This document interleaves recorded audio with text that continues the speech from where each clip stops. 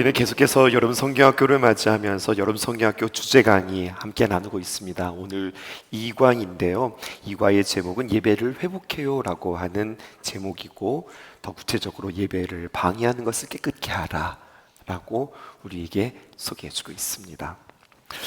우리가 주보에 보았더니 마태복음 21장 12절에서 13절이라고 써놓고서 마가복음을 읽어서 조금 당황하지는 않으셨는지요?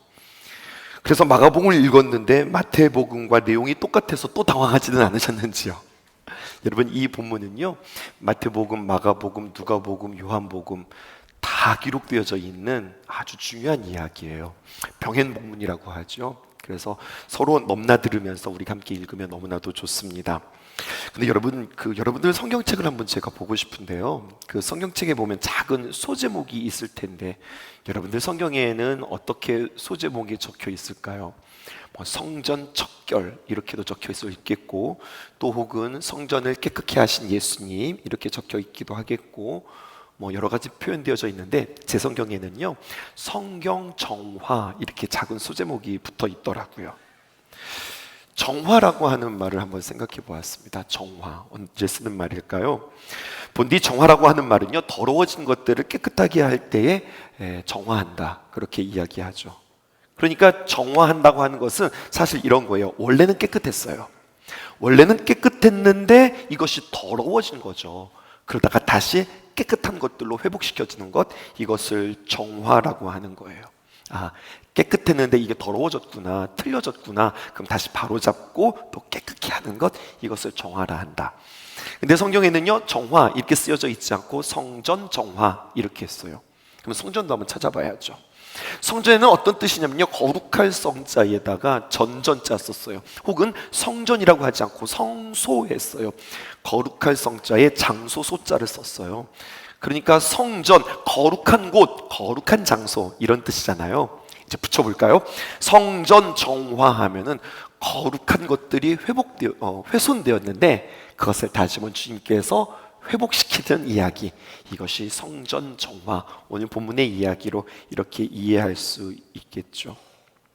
오늘 본문의 흐름이 있습니다. 그냥 이 내용만 딱 캐내서 읽는 것이 아니라 이 본문을 잘 이해하기 위해서는 전후의 문맥들을 우리가 함께 살펴보아야 되는데, 어디서부터 봐야 되냐면 예수님께서 바디메오를 눈뜨게 하는 장면부터 우리는 보기 시작해야 돼요.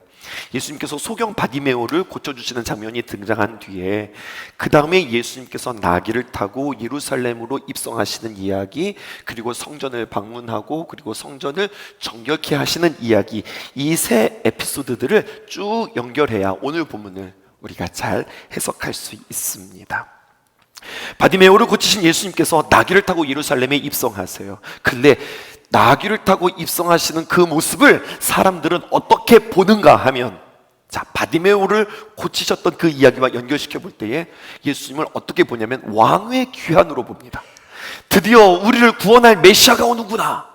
그래서 그들은 외칩니다. 뭐라고 외칩니까? 호산나, 찬송하리로다 주의 이름으로 오시는 이여. 호산나, 무슨 뜻입니까? 주여, 이제 우리를 구원하소서. 이제 우리를 구원하소서. 드디어 우리의 지도자가 나타났다, 이거죠. 그들의 눈이 바릅니까? 틀립니까? 틀렸습니다. 예수님은 그렇게 정치적으로 그들을 구원할 예수님의 모습으로 온 것이 아니거든요. 예수님을 향하여서 그러나 그들은 열광적인 환대를 쏟아붓습니다. 이스라엘 백성들은 마치 축가를 부르듯 예수님을 향해서 경배하고 그들의 기대는 최고조가 되어져요. 그리고 기대하죠. 이렇게 우리가 축가를 불렀으니 우리에게 답가를 불러주세요. 우리에게 말씀해 주세요. 우리에게 기적을 베풀어 주세요. 그들이 기대하지 않았겠어요? 그런데 오늘 보니까 예수님의 횡보가, 예수님의 그 걸음이 심상치 않습니다. 이스라엘의 그 환호와 그 응원과 그 축하에 예수님은 침묵하십니다. 오늘 마가복음 11장 15절 이하에 보면 예수님께서 이렇게 표현하셨어요. 그 환호에 답가를 하시기는커녕 예수님의 행동을 볼까요? 15절, 그들이 예루살렘에 들어가니라. 예수께서 성전에 들어가서 성전 안에서 매매하는 자들을 내쫓으시며 돈 바꾸는 자들의 상과 비둘기 파는 자들의 의자를 둘러 엎으시며 과격한 예수님의 모습이 등장합니다. 16절 우리 여러분들 함께 읽어보실까요? 16절입니다. 시작. 아무나 물건을 가지고 성전 안으로 지나다님을 허락하지 아니하시고 17절 함께 읽읍시다. 이에 가르쳐 이르시되 기록된 바 내 집은 만민이 기도하는 집이라 칭함을 받으리라 하지 아니하였느냐. 너희는 강도의 소굴을 만들었도다 하시네. 예수님의 행동 하나하나가 우리가 알던 예수님인가 할 정도로 예수님이 굉장히 지금 폭력적이세요. 왜 이러한 예수님의 모습이었을까? 그런데요, 이 예수님의 행동을 풀을 수 있는 실마리가 있는데 바로 앞에 있는 11장 11절에 있는 말씀입니다. 이렇게 기록되어 있어요. 예수님께서 예루살렘에 이르러 성전에 들어가사. 그러니까 지금 성전에 들어가신 게 처음이 아니군요.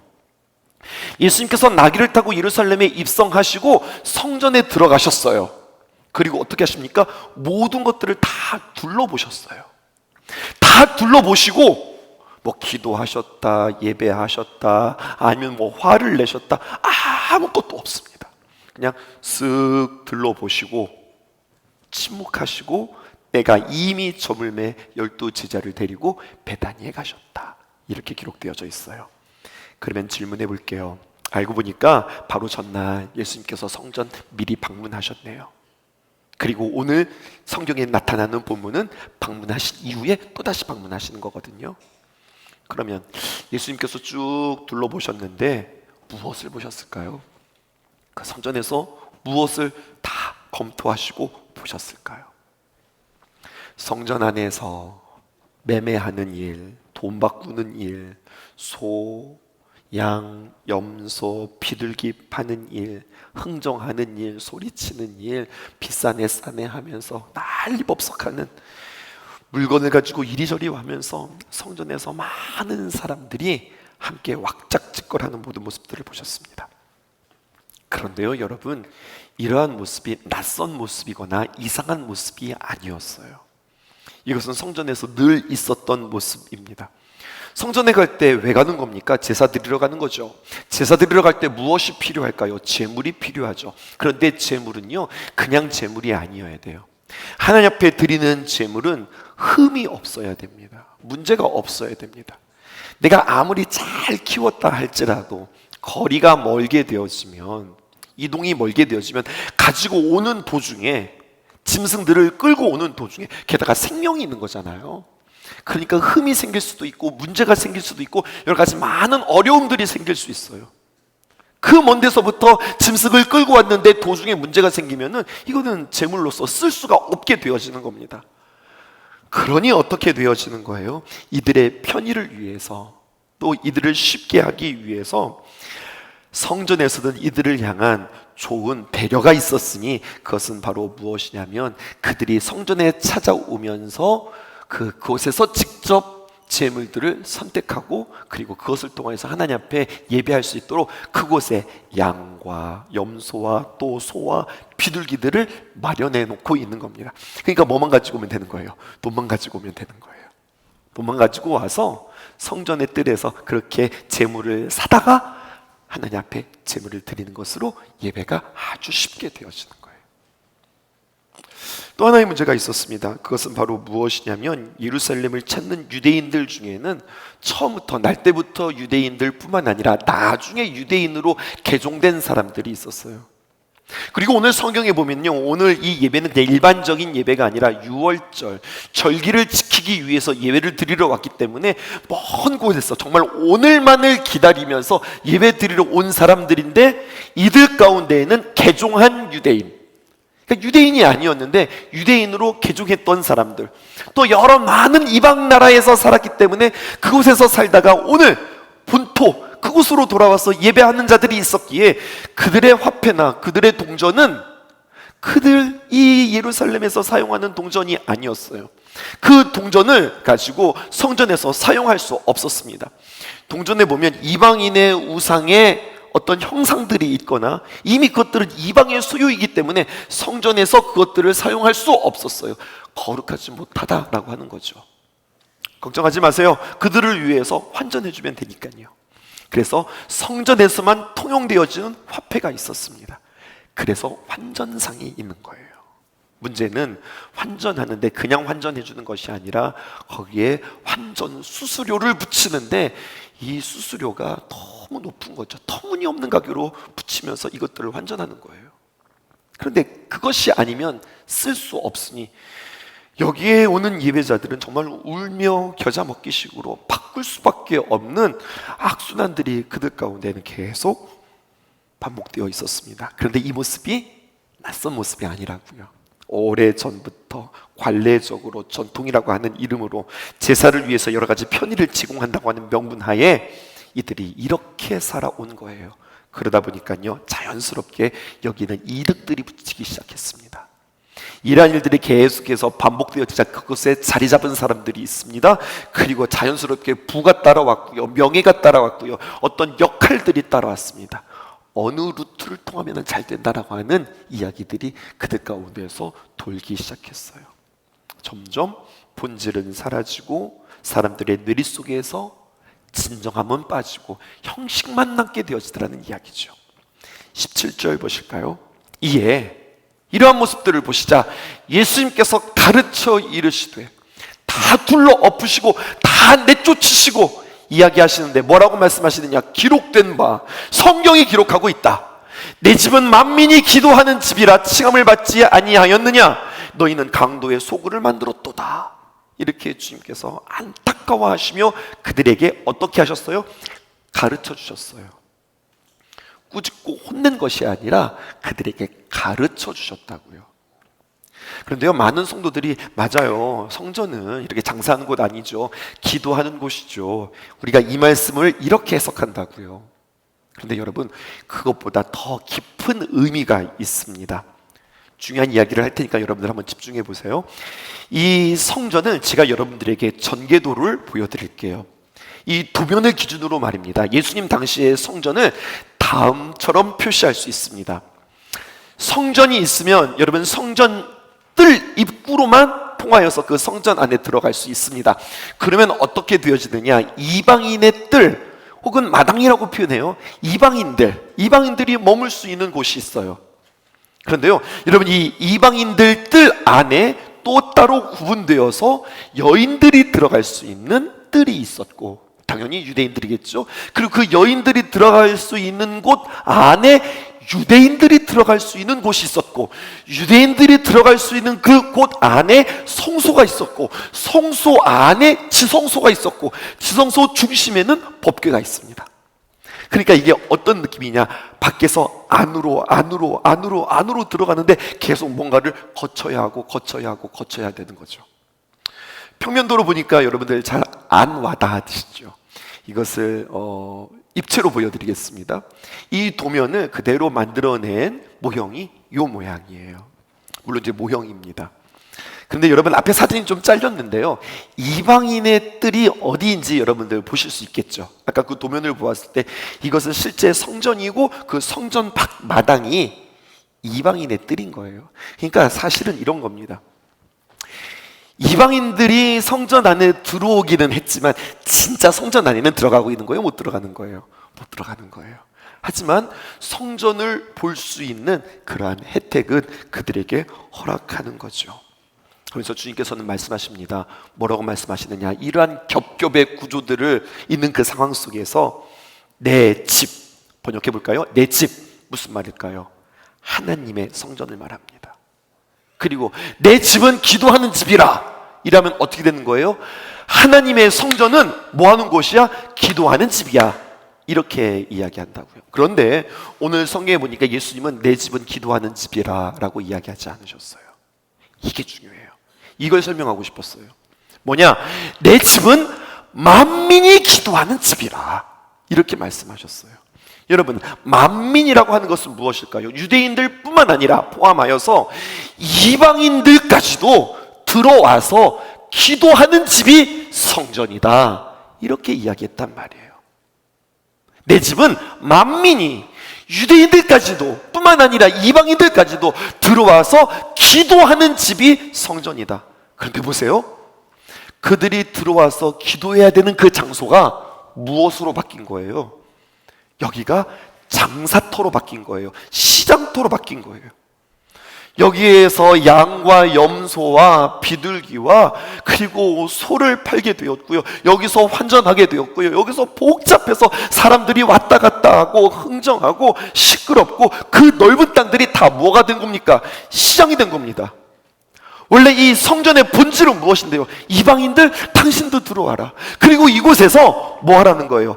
하나님을 만나고 하나님 앞에 기도하는 장소로 구별되어져야 하는데 이방인들이 들어왔는데 기도할 수 있는 장소가 없는 거예요. 그래서 주님께서는 어떻게 하십니까? 그 모든 것들을 다 흩으시는 이야기가 성경에 기록되어져 있어요. 그래서 저는요, 우리 아이들에게 이렇게 가르쳐 주셨으면 좋겠어요. 예배의 회복은 무엇입니까? 라고 한다면 예배는 기도의 자리를 꼭 확보하십시오. 예배는 뭐냐? 기도하는 자리. 내 집은 만민이 기도하는 집이라 라고 이야기했으니 꼭 기도하는 자리를 지키고 또 확보해야 된다라고 이야기하는 겁니다. 이게 무슨 이야기일까요? 좀 더 쉽게 적용해 볼까요? 성전은 만민이 예배하기 위해서 누구도 예외 없이 하나님께서 그들에게 허락하신 그러한 공간임에도 불구하고 오늘 성경은 우리에게 뭐라고 이야기하냐면 그곳은 다른 용도로 변질되었다는 거예요. 성전은 기도하는 곳이고 하나님을 만나는 곳인데 성전의 본질은 주님과의 만남인데 어느새 그곳은 장사하는 곳, 환전하는 곳, 사람의 유익을 취하는 곳이 되었다고요. 우리로 말하면 어떻게 될까요? 성전, 하나님께서 구별하신 주님의 핏값으로 세우신 주님의 귀한 공동체가 함께 모일 수 있는 이 예배당, 이 예배당에 하나님과의 만남은 사라진 채 이곳에서 모여서 커피 마시고 노닥거리고 사람 만나는 것들로만, 또 내가 필요한 것들로만, 내가 즐기고 싶은 것들만, 그리고 내가 원하는 것들만 잔뜩 채우고 사람들만 그냥 와글와글거리고 하나님을 만나고 하나님과의 어떤 교제가 없이 그냥 흐트러져 버리는 공간이라고 한다면 하나님께서는 기뻐하시지 않는다는 이야기예요. 이것을 우리는 이렇게 구체적으로 적용했어요. 제가 신성교회를 만나고 우리 사역자들과 함께 사역하면서 우리 좋은 캠페인 한 가지 해요. 그것은 바로 성전 기도예요. 그렇게 사역자들과 함께 이야기했습니다. 교회 오면은요, 뭐 복잡한 거 아니고요. 제일 먼저 사무실로 들어가지 말고, 제일 먼저 우리 곧바로 일 시작하지 말고 교회에 오면 무조건 성전에 와서 하나님 앞에 기도하고 그리고 하나님 앞에 오늘 하루를 맡겨드리고 그리고 시작해요. 그렇게 약속을 했다고요. 우리 사역자들은요, 그래서 교회 오면요 제일 먼저 성전에 와서 하나님 앞에 기도해요. 새롭게 귀한 직원들이 뽑혔습니다. 그들에게도 동일하게 권면해요. 우리가 귀한 사역들 감당할 때 올라오자마자 바로 자신의 사무실, 자신의 집무실에 가서 일하지 말고 제일 먼저 성전에 올라와서 하나님 앞에 기도하고 일하십시다. 그리고 이 캠페인은, 이 예배의 회복은 우리 사랑하는 귀한 성도님들과도 함께 나누고 싶어요. 우리가 여러 가지 일들로, 예배 말고 여러 가지 일들로 교회에 올 수 있거든요. 연습하기 위해서 교회에 모일 수도 있고, 또 재정부를 우리가 감당하기 위해서 교회에 올 수도 있고, 카페팀들이 올 수도 있고, 여성교회 귀한 일들을 감당하기 위해서 올 수도 있고, 그러면요 오자마자 매점으로 들어가는 게 아니라, 오자마자 우리 성가대실로 들어가는 게 아니라, 오자마자 우리가 어디 들어가는 게 아니라 제일 먼저 와서 하나님 앞에 와서 하나님 앞에 기도하는 것. 하나님 오늘 연주 잘하게 해주세요. 하나님 오늘 귀한 일들 잘 이루어주세요. 하나님 찬양 잘하게 해주세요. 하나님 앞에 도움을 구하고 하나님께 기도하고 하나님께 맡기며 그 예배 자리를 확보하며 주님 앞에 나아간다. 여러분, 우리가 회복해야 할 아주 구체적인 그러한 적용점이 아닐까 생각해 보았습니다. 두 번째는요, 예배 회복은 무엇이냐? 그곳에서 하나님 앞에 기도하며 하나님의 음성을 꼭 들어야 된다고 하는 사실. 예수님의 집, 성전은 기도하는 집입니다. 기도라고 하는 것을요, 저는 원어로 설명하기를 잘 기피해요. 왜냐하면 좀 어렵기 때문에. 그런데 이렇게 설명하지 않으면 잘 와닿지 않아서 어쩔 수 없이 원어를 여러분들에게 소개하는데 잘 들어보세요. 기도라고 하는 이 원어가 히브리어로 테필라예요. 근데 이 테필라라고 하는 것은 헤아린다, 판단한다, 어떤 뜻을 선명하고 분명하게 한다라고 하는 팔랄이라고 하는 단어에서 이게 파생되어진 뜻이에요. 이게 바로 기도라는 거예요. 그럼 여러분, 이 파생되어진 원어의 의미를 잘 알면 기도를 정확하게 정의할 수 있어요. 기도는 무엇이냐? 하나님의 뜻을 선명하고 분명하고 그리고 정확하게 판단하는 것이 이게 기도라는 거예요. 기도는 뭐라고요? 나의 소원, 나의 마음, 내가 바라는 것, 이것을 하나님 들어주세요라고 하나님 앞에 부탁드리고 요청드리는 것이 기도가 아니라, 진짜 우리가 기도의 가장 정의는 무엇이냐면, 바른 정의는 무엇이냐면 하나님의 뜻, 하나님의 마음, 하나님께서 원하시는 것이 무엇인지를 헤아리는 시간, 여러분, 이것이 기도라고 하는 거예요. 좀 더 깊이 이야기해 볼게요. 성전이 안으로 계속 들어가잖아요. 그러면 그 안에 지성소가 있어요. 그런데요, 이 지성소라고 하는 이 말이 광야라고 하는 말의 어원과 같아요. 우리 신명기 여러분들과 함께 걸어가면서 신명기에서 광야가 어떤 곳이라고 그랬죠? 물이 없는 곳, 길이 안 보이는 곳, 척박한 곳, 이것을 광야라고 그랬어요. 물론 그렇죠. 눈에 보이는 곳은 그렇죠. 하지만 광야의 뜻은요, 어떤 뜻이냐면 그렇기 때문에 하나님의 음성이 선명하게 들려지는 곳, 이것이 광야였다고요. 그래서 때로는 기도하는 사람들은, 하나님을 만나기를 원하는 사람은 일부러 작정하고 광야로 나가서 기도했거든요. 그래서 예수님도 그렇게 기도하신 거예요. 왜? 그곳에서는 오직 주님만 바라보고 주님의 음성만 있는 곳이 광야. 그런데요, 이 광야의 어원이 뭐와 같으냐? 지성소와 같다는 거예요. 그러니까 지성소는 무엇이냐? 오직 하나님의 말씀만 전달되어지는 곳, 하나님의 뜻이 전달되어지는 곳, 우리의 소원과 우리의 뜻이 그곳에 올려지는 것이 아니라 먼저 하나님의 귀한 말씀들이 전해지는 것이 지성소라는 거예요. 근데 여러분, 지성소라고 하는 공간 안에는 법궤가 있습니다. 우리 법궤를 열어볼까요? 그 법궤를 열어보았더니 무엇이 있어요? 세 가지가 있습니다. 그것은 바로 무엇이냐면 아론의 쌍난 지팡이, 그리고 법궤 10계명, 그리고 만나 항아리가 그 법궤 안에 있어요. 그런데 여러분, 그 지성소에서 하나님께서 말씀하신다. 그 법궤를 열어보았더니 아론의 쌍난 지팡이, 10계명 돌판, 만나 항아리가 있다. 근데 이것이 마치 예수님께서 요한복음에 자기 자신을 계시하실 때 내가 곧 길이요 진리요 생명이요 라고 예수님을 계시하셨던 그 계시와 의미가 연결되는 거예요. 무리한 해석일까요? 주경가들은 이렇게 해석하지 않아요. 근데 가만히 보았더니요, 보세요. 내가 길이요 라고 할 때, 여러분 길을 갈 때 우리 지팡이가 필요한 거 아니에요? 아론의 쌍난 지팡이가 그 안에 들어있는 거예요. 나의 삶을 인도하시는 우리 예수 그리스도, 이렇게 적용해보면 어떨까요? 또 그 안에 무엇이 있습니까? 십계명 돌판이 있습니다. 돌판, 하나님의 말씀은 무엇입니까? 우리의 삶의 기준이 되어주시는 예수 그리스도. 또 그 안에는 무엇이 있었습니까? 만나 항아리가 있었어요. 당연히 열어보면 그 안에 만나가 있겠죠. 여러분, 만나가 어떤 의미였습니까? 광야에서 그들이 먹어야 할 생명이었습니다. 이것을 우리에게 적용해보면 어떻게 해야 될까요? 우리에게 양식이 되어주시고 생명이 되어주시는 예수 그리스도, 내가 곧 길이요 진리요 생명이다. 요한복음에 예수님에 대한 여러 가지 많은 정의들이 있는데 그것이 그대로 고스란히 법궤 안에 들어있는 거예요. 그러니 에베소서가 연결이 되었어요. 에베소서에서는요, 여러분, 주님을 어떻게 표현하고 있냐면 예수님은 우리의 머리 되십니다. 그리고 우리는 예수님의 몸입니다. 이것이 에베소서가 우리에게 이야기하는 그리스도와 우리와의 관계예요. 근데 가만히 보았더니 이것이 성전 안에서의 지성소와 성소의 관계하고도 똑같은 거예요. 무엇입니까? 성소에서 주님께서 말씀하시고 우리가 듣고 그 말씀에 순종하며 나아간다. 길이요 진리요 생명 되신 그 주님을 내 안에 모시고 살아간다. 그분이 나의 머리 되시고 우리는 그분의 손과 발이 되어지면서 살아간다.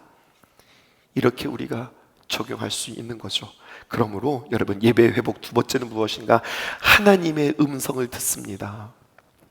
주님께서 우리에게 말씀하시는 그 음성을 들으면서 주님 앞에 반응하는 것, 그것이 예배라고요. 지성소를 통해서 우리에게 말씀해 주시는 그 주님의 귀한 말씀에 내가 반응하는 것, 그것이 예배라고요. 마지막 한 가지 더 보실까요? 저는 오늘 여러분들에게 사실은 이 예배 회복의 가장 중요한 것은 세 번째라 생각하였습니다. 그것은 바로 무엇이냐? 예배 회복, 그것은 하나님의 은혜를 꼭 붙드십시오라고 하는 적용입니다. 이 문장이 우리에게는 새롭지는 않죠.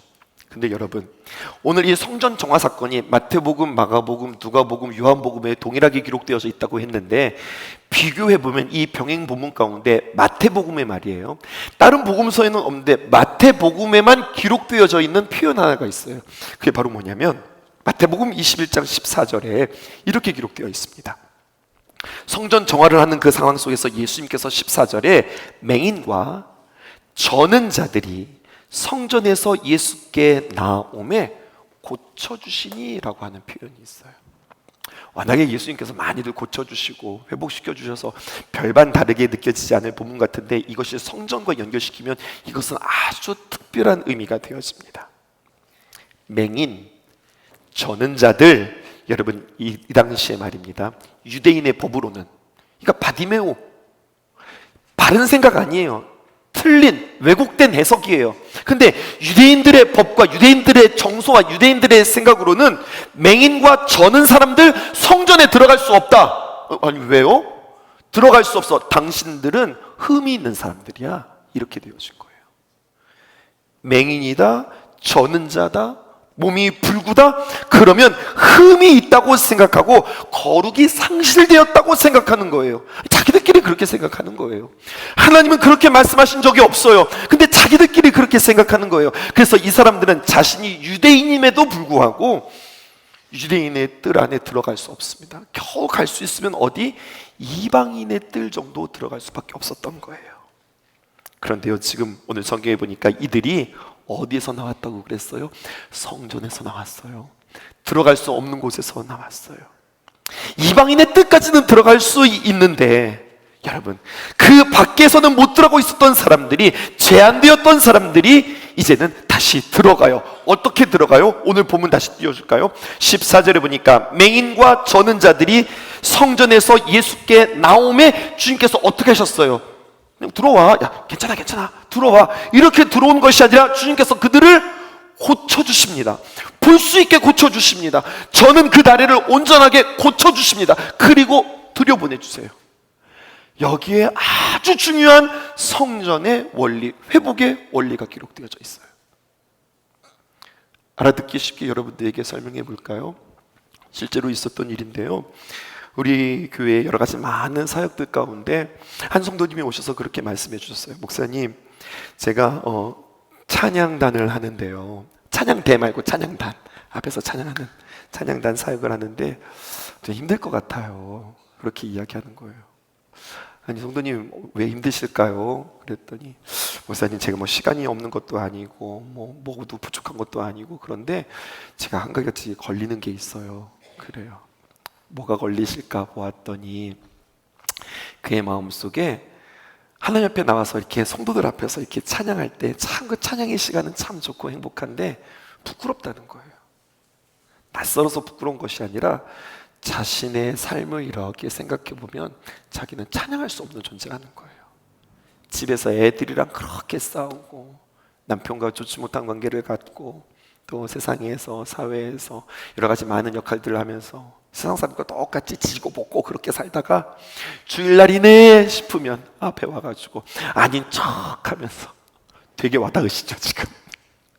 아니네 하면서 아닌 척하면서 앞에서 찬양하는 게 그게 너무 부끄럽다는 거예요. 양심이 너무 찔려서 내가 이렇게 찬양할 만한 자격이 있는 사람인가, 이런 생각이 든다는 거죠.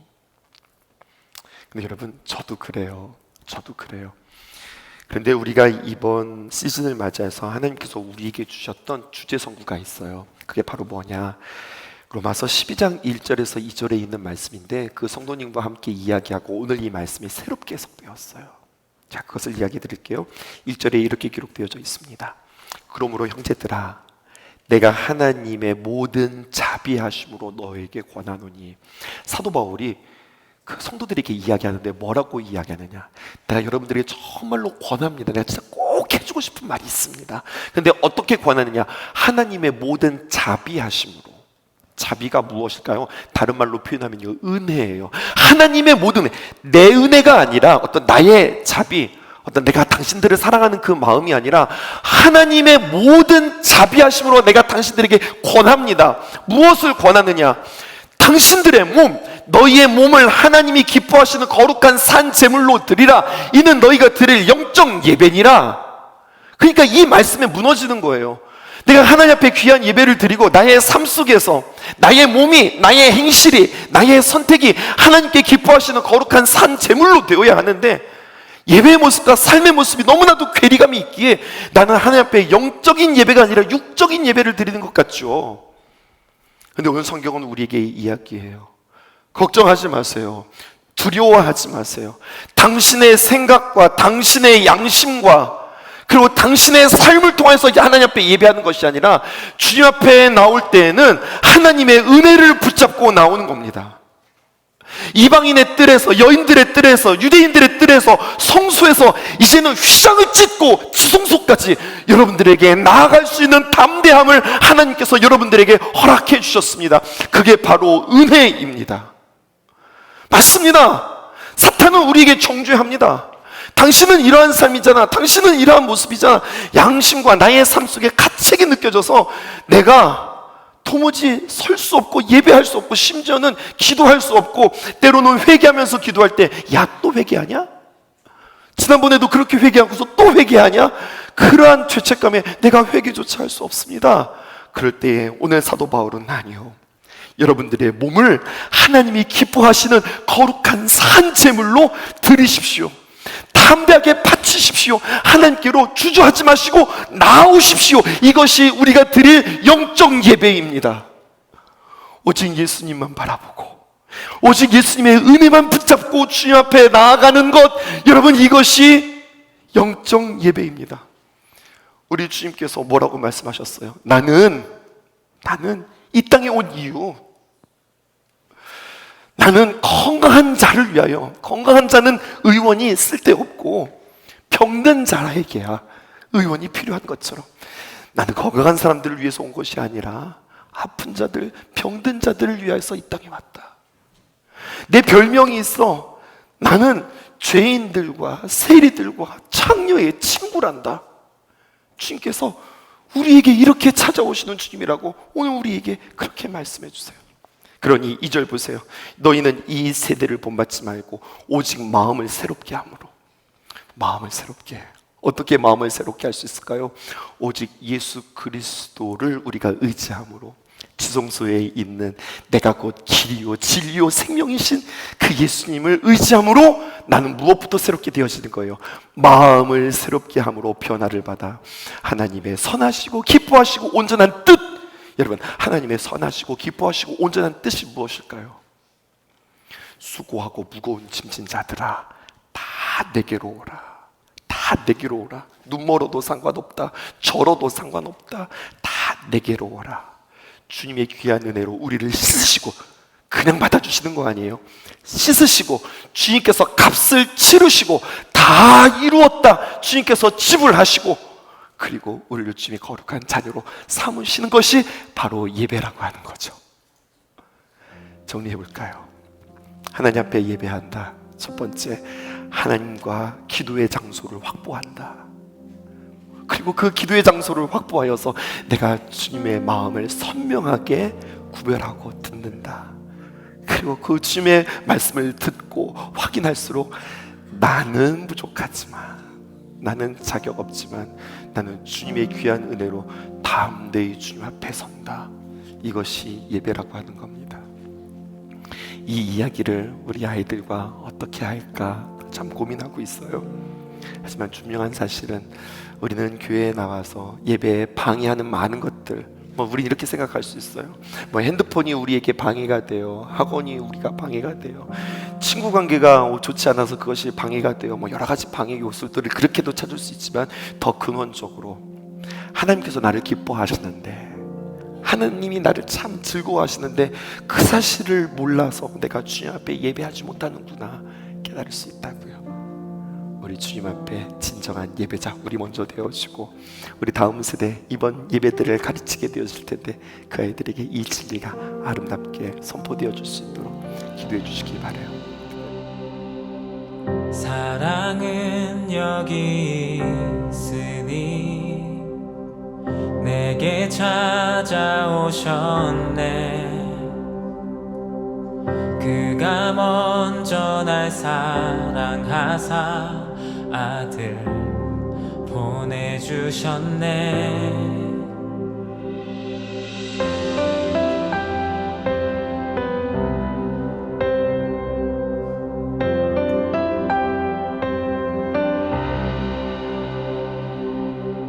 사랑은 여기 있으니 내게 찾아오셨네. 그가 먼저 날 사랑하사 아들 보내주셨네. 오 위대하신 주의 이름 높이리라. 사랑 그 사랑 온 세상을 비추시네. 사랑 그 사랑 승리하리 영원까지. 우리 다 같이 그 자리에 일어나셔서 찬양합시다. 사랑은 여기 있으니, 사랑은 여기 있으니 예수 내 안에, 예수 내 안에 있네. 완전한 그의 사랑 안에 함께 살게 하셨네. 오 위대하신 주의 이름 높이리라. 사랑 그 사랑 온 세상을 비추시네. 사랑 그 사랑 승리하리 영원까지.